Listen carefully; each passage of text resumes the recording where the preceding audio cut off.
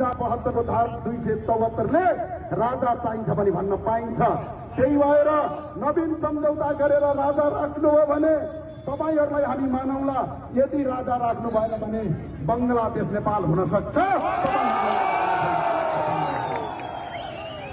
म राष्ट्रिय स्वतन्त्र स्पष्टका साथ एउटा संसदको हैसियतका साथ भन्दैछु, प्रधानमन्त्रीज्यू नवीन सम्झौता गर्नुहोस्, राजा राख्नुहोस्, राष्ट्रपति हटाउनुहोस्, जनताबाट प्रत्यक्ष निर्वाचित कार्यकारी प्रधानमन्त्री गर्नुहोस्। चारवटा मुद्दामा नवीन सम्झौता गर्नुपर्छ। अब पहिलो मुद्दा राजा चाहियो, राष्ट्रपति बाई बाई बाई बाई। दोस्रो मुद्दा संसदबाट प्रधानमन्त्री हुँदैन, जनताबाट निर्वाचित प्रधानमन्त्री।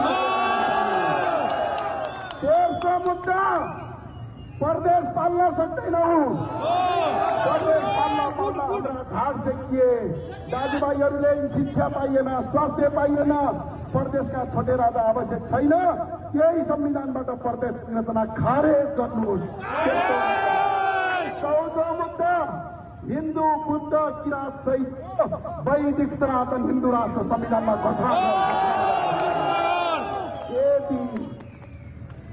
यदि यो चारवटा मुद्दा अहिलेको सरकारले लागू गर्दैन भने मेरा साथीहो, देशभरिबाट सदरमुकाम घेर्नुहोस्, यो सरकारलाई बाध्य पार्नुहोस्। यदि सरकारलाई भन्न चाहन्छु म, तपाईहरु यो नवीन सम्झौतामा आउनु भएन।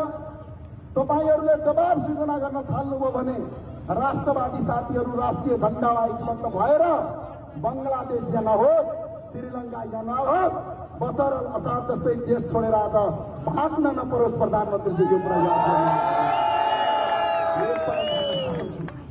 यो सामान्य कुरा होइन। यो दल अहिले पनि तपाईहरुको जिम्मेवारी छ। नवीन सम्झौतामा राजा राख्नुहोस्, प्रधानमन्त्री जनताले चुन्ने हो। अहिलेको प्रधानमन्त्री तपाईँ हामीले भोट हालेको होइन, याद छ कि छैन? त्यही भएर म छोड्न सके, राजा आऊ, राजा आऊ, नवीन सम्झौता गरौं, होइन भने अब देशभरि आन्दोलन गर्न तयार हो। र साथीहरु, आज बिदा हौ। अब हामी देशभरि यसलाई अगाडि बढाउँछौँ। हस्, धन्यवाद। जय राष्ट्रवाद।